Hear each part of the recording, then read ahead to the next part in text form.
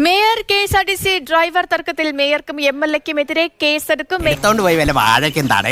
Mayor Arya രാജേന്ദ്രനും MLA Sachin ദേവിനും എതിരെ കേസെടുക്കാൻ വഞ്ചിയൂർ കോടതി ഉത്തരവിട്ടു.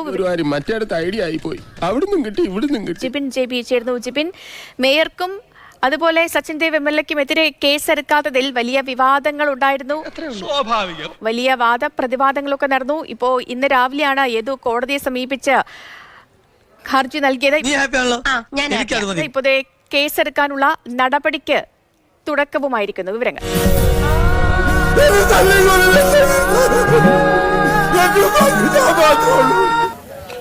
സേതു കഴിഞ്ഞ 27-ാം തീയതിയാണ് തിരുവനന്തപുരം മേയർ ആര്യ രാജേന്ദ്രൻ അതുപോലെ തന്നെ MLA സച്ചിൻ ദേവും ഇത്തരത്തിൽ KSRTC ഡ്രൈവറുമായുള്ള തർക്ക വിഷയമുണ്ടാകുന്നത്.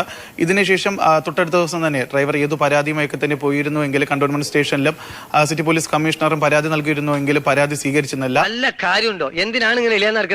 അതിനുശേഷമാണ് ഈ ഹൈക്കോടതി അഭിഭാഷകനായിട്ടുള്ള ബൈജു നോയൽ ഇത്തരത്തിലൊരു ഹർജി നൽകുന്നത്. ഇന്നാണ് ഡ്രൈവർ KSRTC ഡ്രൈവറായിട്ടുള്ള യദു രാവിലെ തിരുവനന്തപുരം വഞ്ചിയൂർ കോടതിയിലെത്തി CJM കോടതിയിൽ പരാതി നൽകുന്നത്. ഭരണകൂടങ്ങളുടെ കൊടും ഭീകരതകൾക്ക് മുമ്പിൽ ഒട്ടും മടിപതറാകുന്നിട്ടുള്ളവരാണ് ഞങ്ങൾ. ഈ പരാതിയുടെ അടിസ്ഥാനത്തിലാണ് CJM 3 വഞ്ചിയൂർ കോടതി കന്റോൺമെന്റ് പോലീസിന് ഇത്തരത്തിൽ ഇവർക്കെതിരെ കേസെടുക്കാനുള്ള ഒരു നിർദ്ദേശം നൽകിയിരിക്കുന്നത്.